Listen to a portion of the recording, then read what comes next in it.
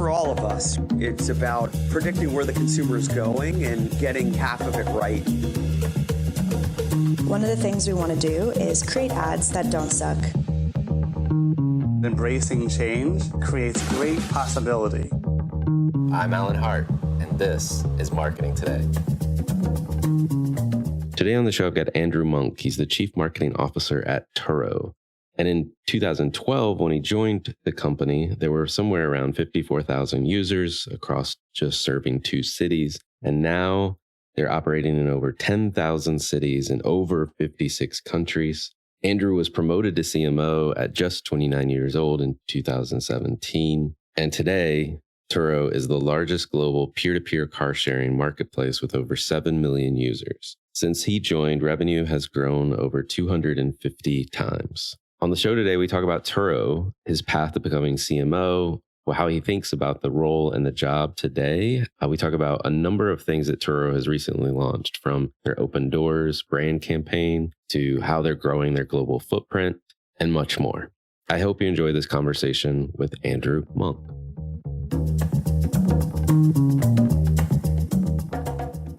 Andrew, welcome to the show. Awesome. Thanks so much for having me, Alan. Appreciate it. Yeah. Well, I heard this kind of funny story. I don't know if it's funny, but I hear that your family had some serious questions about this company when you were starting to work for Turo in the early days. Can you tell me a little bit more about that? What were they concerned about? Yeah, that was a fun conversation that happened now over 10 years ago. It's been a pretty remarkable journey, actually, just building peer-to-peer car sharing and sort of going on this journey from people asking, why would anybody do that? Why would anybody want to give the keys to their car to a stranger? To today, when you tell people about Turo and peer-to-peer car sharing, they kind of go, why didn't I think of that? It all started, at least for me, in 2012 when I left. I had a sort of a stereotypical blue chip job at a management consulting firm, very steady, something that I was a job that I was very proud to have. And I decided to take this risk, this leap of faith to join Turo. And I still remember the conversation that I had with some of my family members, explaining the concept to them. It was kind of like Airbnb for cars. And they just thought I was absolutely crazy.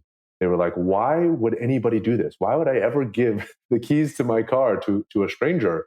And I remember, one of my family members even said, well, it's not like Airbnb. I would be much more likely to share my room on Airbnb.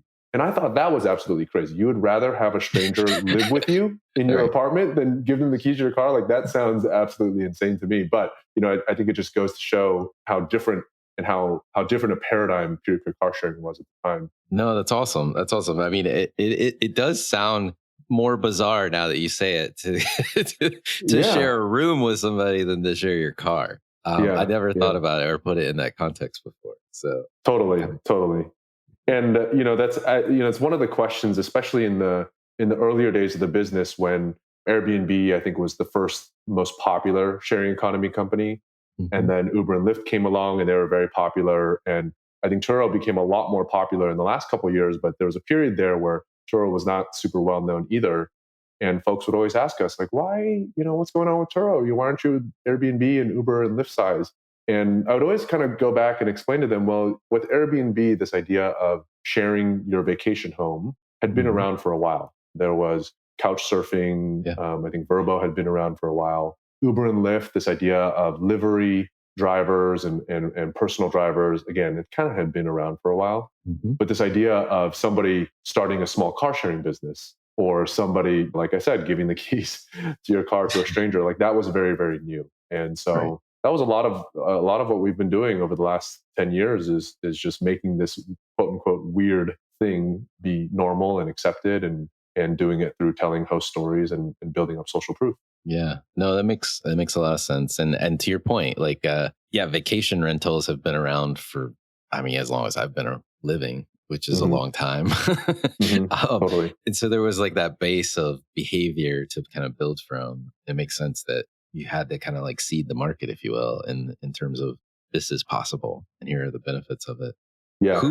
Turo, obviously it's a peer-to-peer car sharing service, but can you describe a little bit more about who you're serving and how to think about the service and maybe contextualize what kind of cars are on there, or automobiles, I should say? Yeah, sure. So the business was founded in 2010. So we've been around for, I guess it's been 13 years now. 13 years that flew by overnight. And the mission of the company is to put the world's 1.5 billion cars to better use. And really, the founding insight behind the company is this idea that cars are a massive waste of resources. There are in the US 290 million registered passenger vehicles, and there's only 230 million licensed drivers. So there's actually more cars out there than there are people who can drive them. And for anybody who owns a car, you know that on average, the car is sitting idle in your garage or in a parking spot 23 hours out of 24 hours of the day. And most importantly, unlike a home, it's not an appreciating asset. It's something that is depreciating. So it's losing value. So we have too many of them. They're really expensive and losing value, and we barely use them. That was kind of we were like, there's a trifecta of problems that we're trying to solve. So when we founded the business and started to build this marketplace, we realized for guests, so for the folks who are actually booking the car, this marketplace unlocks this extraordinary opportunity for people to get a really wide selection of cars. With traditional rental car, you're getting the economy or the compact or the standard. And typically it's the same cars that sort of the boring commoditized cars. If you download the Turo app or you go to the Turo website and you just start browsing the vehicles, you can see immediately we have everything from your Tesla Model 3 to your classic Cadillac Eldorado to everything in between. And you just have this extraordinary selection of cars you can choose from, and you know exactly what you're going to get. So right. Guests really love the experience for that reason. And then on the other side of the marketplace, this is really where we're attacking the problem of putting the world's 1.5 billion cars to better use. Our hosts, the folks who are sharing the cars, they have this incredible opportunity to build a small business and generate real income that can either be supplementary income with their jobs, or some people quit their job and they do this full time. So it's kind of it's a win-win-win, I like to say. Yeah, no, and just the maximizing the resources that are already there. I'd never heard those stats before, that there's more cars than there are drivers, but it makes sense. Mm-hmm. And as we think about like how you mentioned starting out in management consulting and then coming to Turo. What's been your pathway to the chief marketing officer job?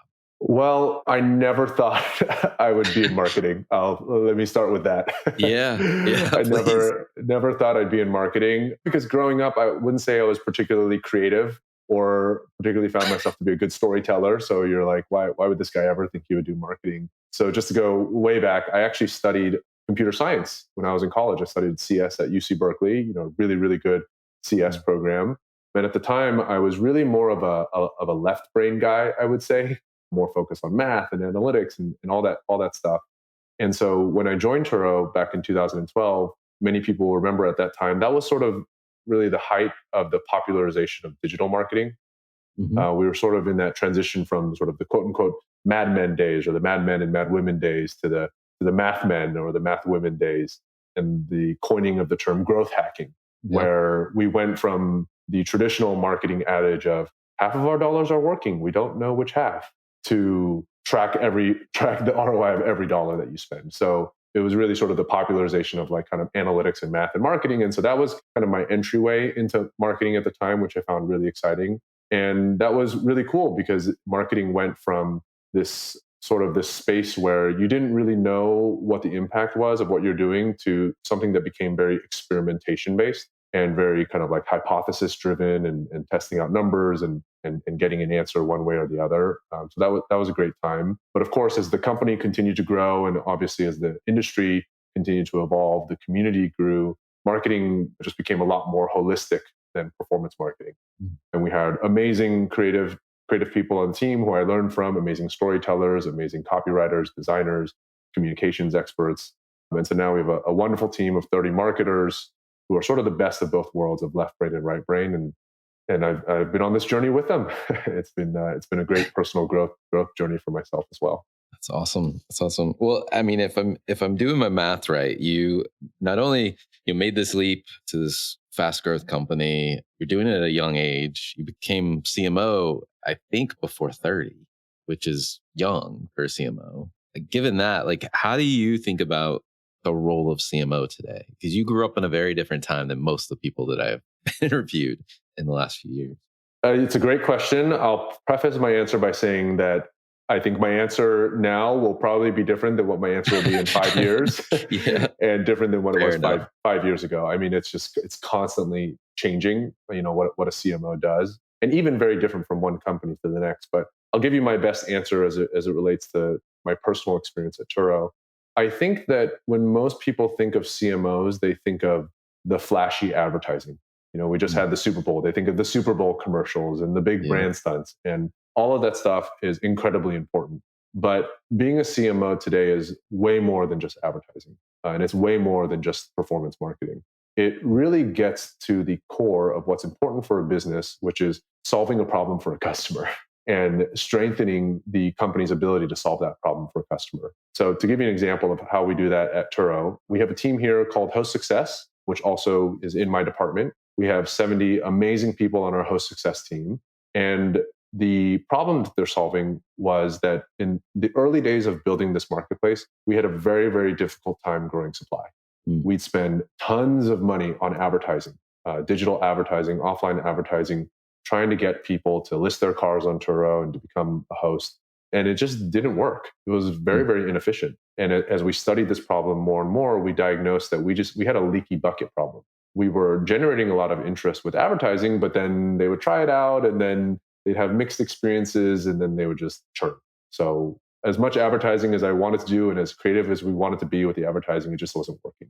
So we invented this idea a few years ago of creating this host success team of working directly with our hosts. And at a time, we had a handful of people, and now we have over 70, as I mentioned, and it's one of the fastest growing teams at Turo. And all they do is they partner with hosts, onboard them, and make sure they're successful.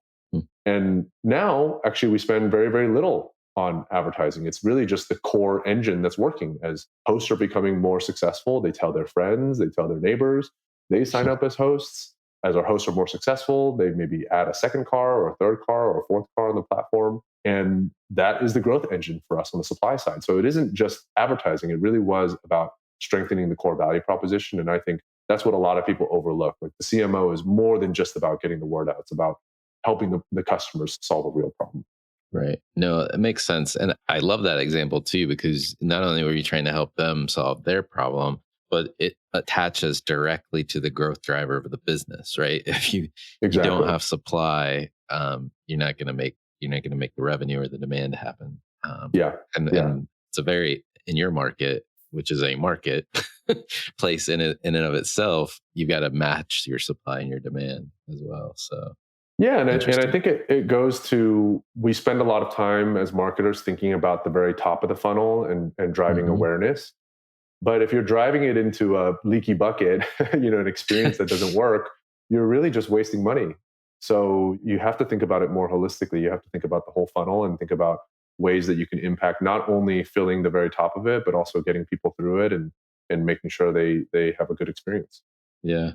No, I mean, the more you think you describe this, I mean, you've probably been, given your background of computer science, heard the term systems thinking or systems approach. You're really architecting a marketing system, if you will, that's mapped to the business system in terms of how the business runs, the engine of the business itself, which is cool. Yeah, totally. I think it all goes back to kind of holistic thinking. We can't have siloed thinking and just think about solving one small part of the problem. We really have to think about ultimately what is important, which is we're providing value to the world by solving a problem for a customer. And all of us need to contribute to that in whatever way we can and strengthen it however we can. All right, cool. Well, let's talk a little bit about marketing and maybe the external facing side of it in terms of what we as consumers get to see. You've recently launched the Open Doors brand campaign. Tell me a little bit more about the campaign and how it came about. Yeah, so back in late 2021, we unveiled our new brand positioning, which was Turo being a brand for the driven, and our tagline being Find Your Drive. So we unveiled that in 2021. And so going into 2022, we were super invigorated by the potential of where we could take our brand and build on this platform of Turo being a brand for the driven. And the reason why we were so excited about it was that we felt like Find Your Drive just resonated with so many people. Of course, there's the functional, there's sort of the double meaning of Find Your Drive. There's the functional benefit of find your drive, find your car, find the car, the perfect car for your journey, but also more of the emotional interpretation of it, which is finding your passion and finding your ambition and being a brand that can speak to everybody's innate drive to reach for more, to do better in their lives, and to kind of move beyond the status quo. So it became this really, really powerful rallying cry that united our entire community, our hosts, our guests, and even our employees. We like to affectionately call our employees tourists. And so this became really, really powerful for all of our departments and all of our community. So then came the birth, building on this, of Open Doors, our new brand campaign that launched in late 2022 that we'll be running throughout the course of this year. And there's all this talk about the metaverse or the multiverse and people escaping to find new dimensions of yourself. And we wanted to flip that on its head. And we said, well, you don't need the metaverse for that. You actually just need to open some new doors.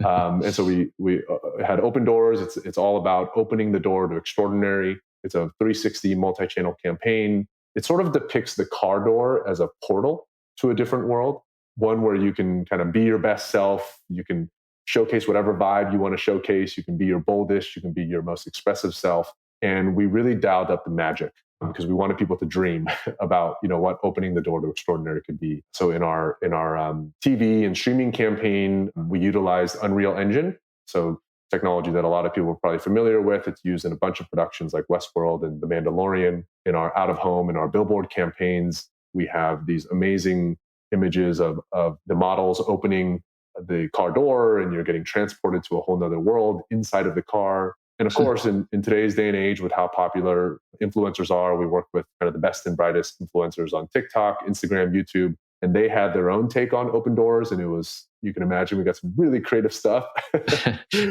People are really good at doing special effects on Instagram and TikTok these days. So they had really creative takes on it. So we're really, really proud of this campaign. I think it positions us as totally just like something you've never seen in the car sharing and car rental space, where everything is very functional. It's very focused on price. And, the car is delivered to you and convenience. Like, we really want people to dream. And that's what our brand stands for. Well, and you're kind of hitting and trying to solve that emotional problem. Like, where do you want to go? Like, what experience do you want to have? Or what ambition do you want to fulfill? For sure. And I love the fact that it's so multidimensional, meaning where you're placing the campaign itself, whether it's TV streaming or on the social channels as well. How big of a advantage, I guess, or necessity, maybe, was it to use the Unreal Engine to make this actually come to life? Well, we had our main character in the campaign fly, so pretty necessary.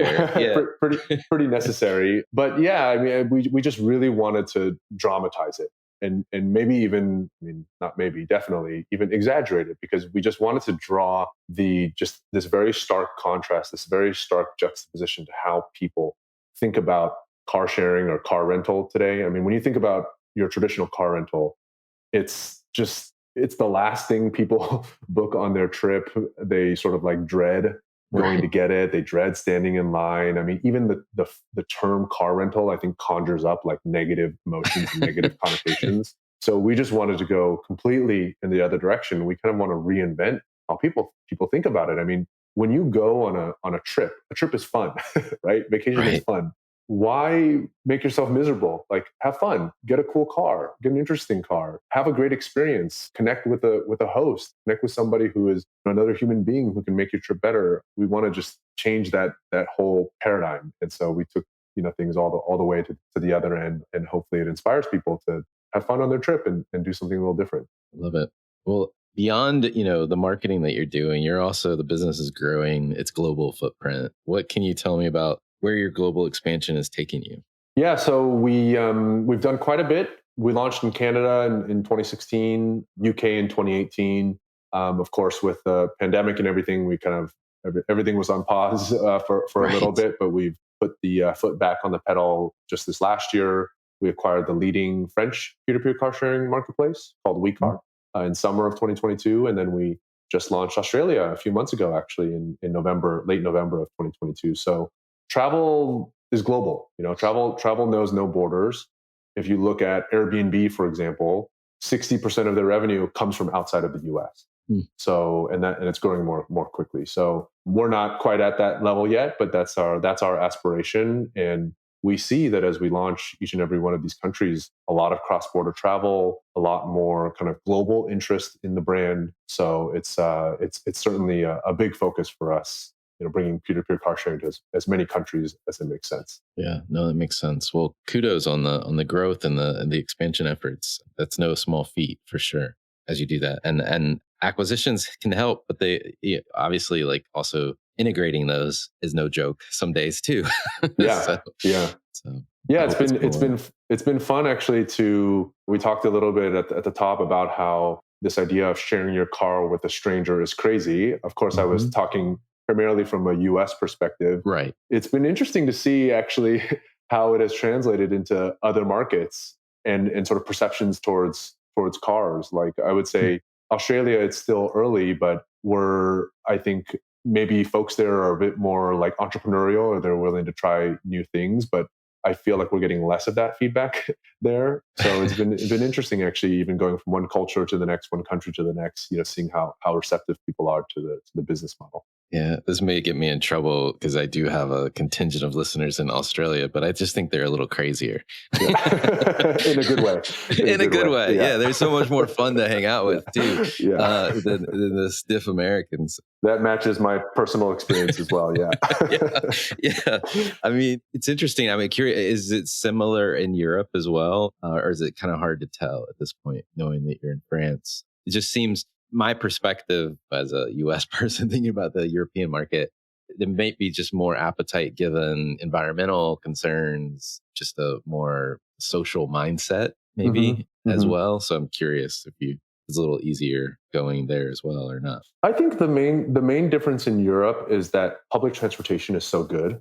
Yeah, that's true. So the use cases for when you would want car sharing, peer-to-peer car sharing, or car rental, alternative to car rental, they're just different than in the US, where a lot of people use their car for pretty much everything. So we've sort of had to adapt, I think, our focus and our marketing messaging to understand a bit more like what are the use cases where you would want to get access to a car, and trying to fit within those. But in terms of, I would say, like kind of acceptance of the concept, receptiveness to sharing, I don't think it's been a problem there. Actually, we've sort of been welcomed with open arms in both the UK and in France. No, that sounds awesome.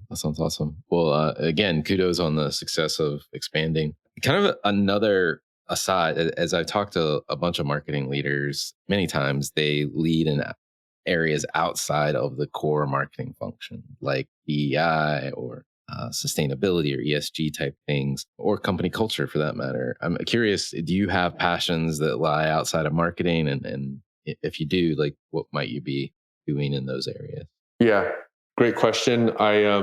As I've gotten older, as I think most people do as they get older, you start to spend, I would say, as much time looking forward as you do looking backward. So I've been spending a lot more time kind of looking backward, thinking retrospectively about who am I? What is my existence in the world? Why am I the way I am? And as a part of that reflection, and I think a lot of people did this, frankly, during the pandemic when you were at home and you had a lot of time to kind of think about yourself.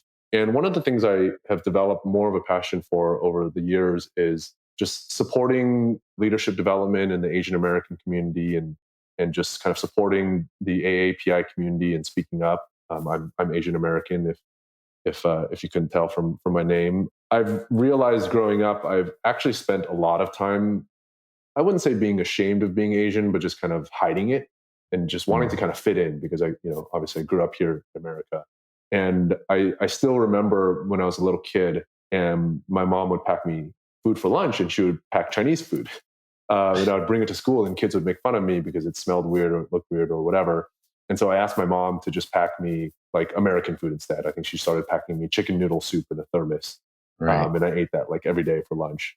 And I never really like thought much about that experience or experiences like that until I started to grow up a bit more, and I realized that there's actually this big part of me that I think is part of Asian culture and part of, specifically for me, I'm Chinese and Taiwanese culture, where we're taught to avoid like bringing shame and just focus on keeping your head down, working hard, ignoring the noise, just fit in and just avoid confrontations altogether. And it's I think it's something that we need to accept that it's kind of like it's part of our DNA, and just like build more awareness of it, and try to prop up the AAPI community a bit more, and motivating people to speak up, and it's okay to like be proud of who you are, and it's okay to like have some confrontations in the name of sort of elevating everybody's awareness of kind of the Asian American experience. So it's definitely something I've become more passionate about in recent years. And as you can tell, doing a lot of soul searching myself to kind of get comfortable in my own skin.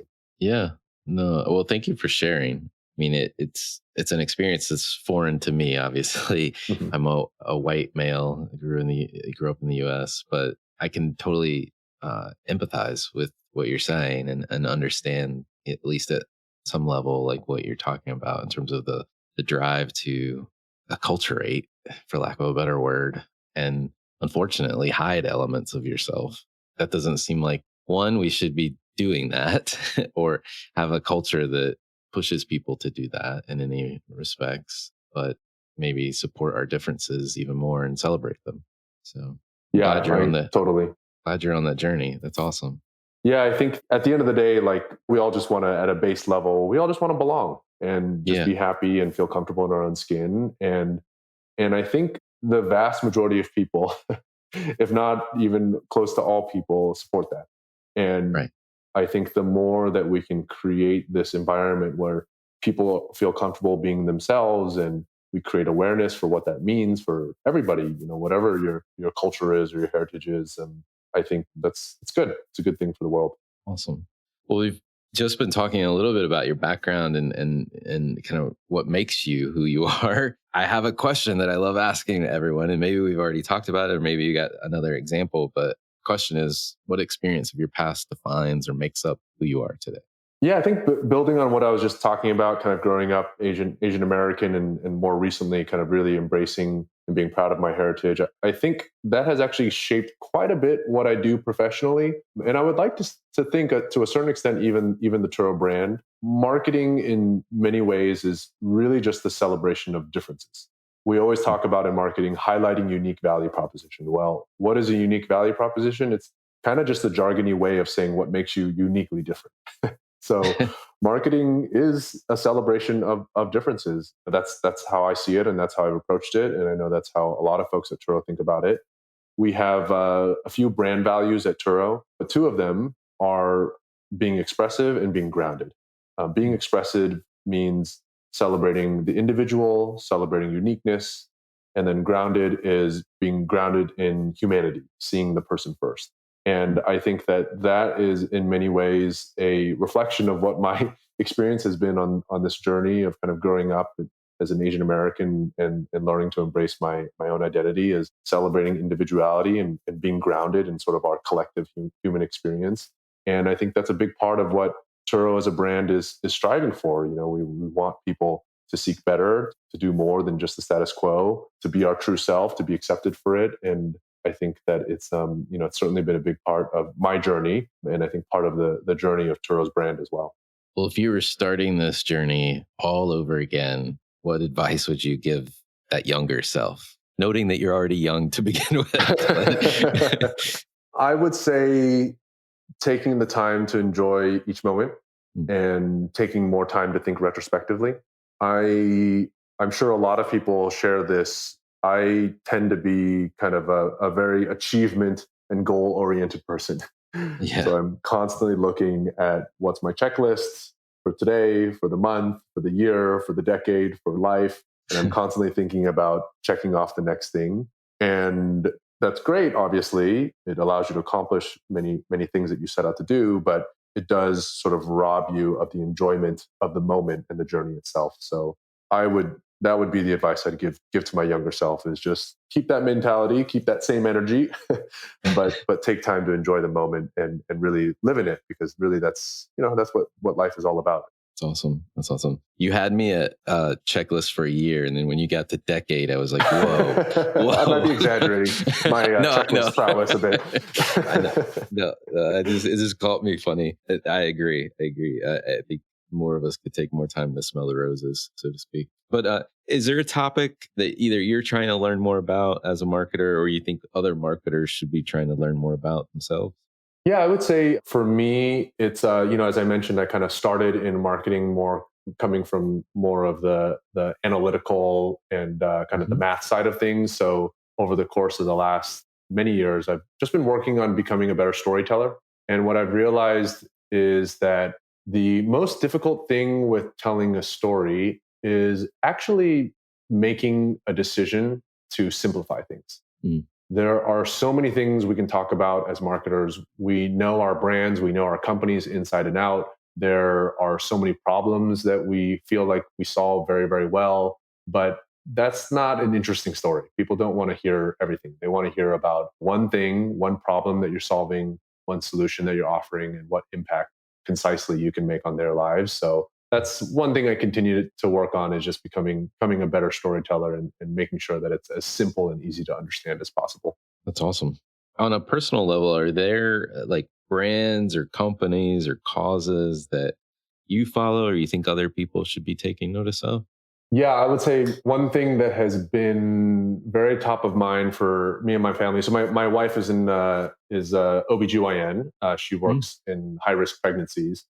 And so, as you can imagine, we're both very passionate about women's reproductive rights. And last year was a tough year with the overturning for the Roe v. Wade. That's obviously an understatement. And so we've been thinking about what else we can do, beyond her day to day of just helping to advance the cause. And one cause that we've become particularly excited about is one that's been proposed by an OBGYN at UCSF. Her name is Dr. Meg Autry.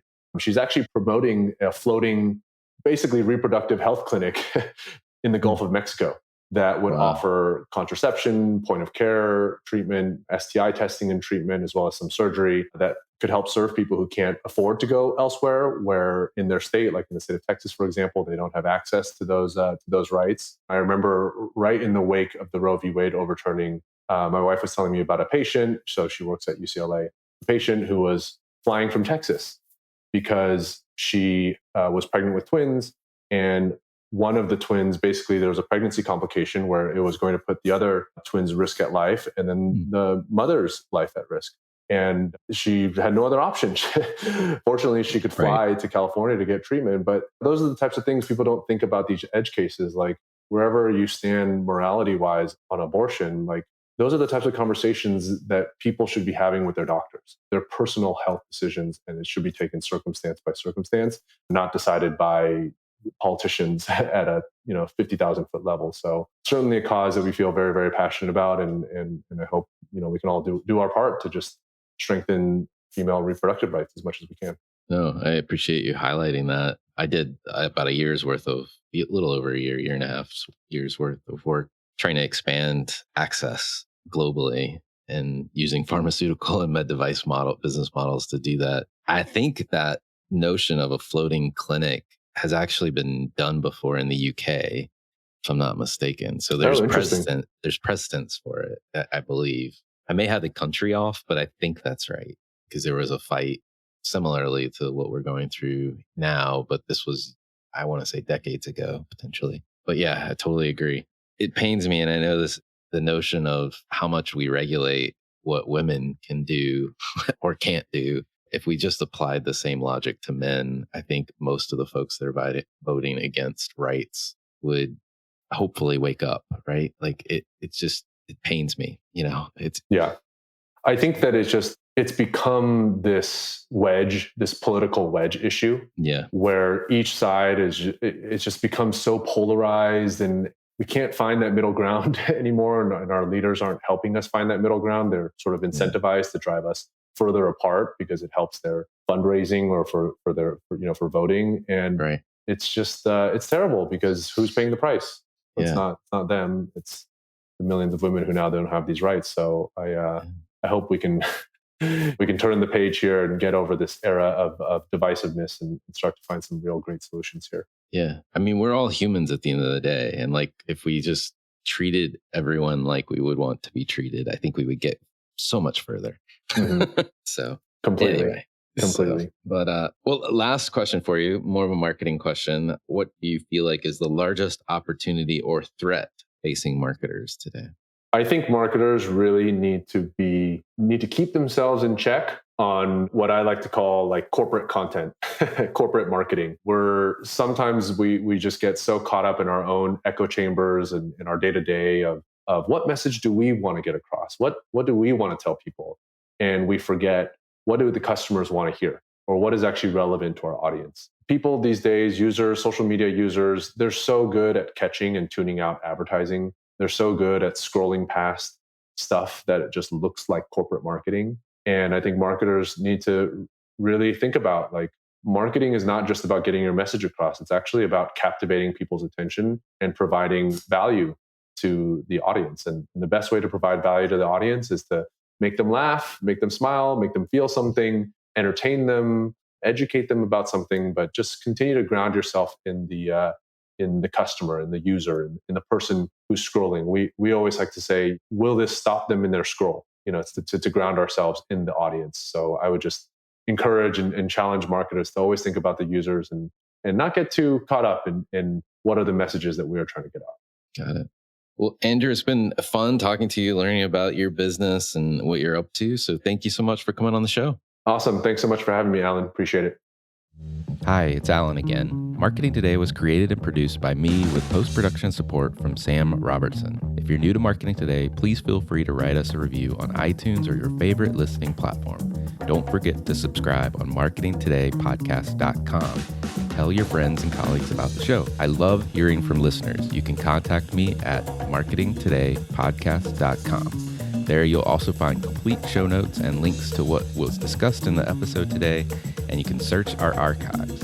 I'm Alan Hart, and this is Marketing Today.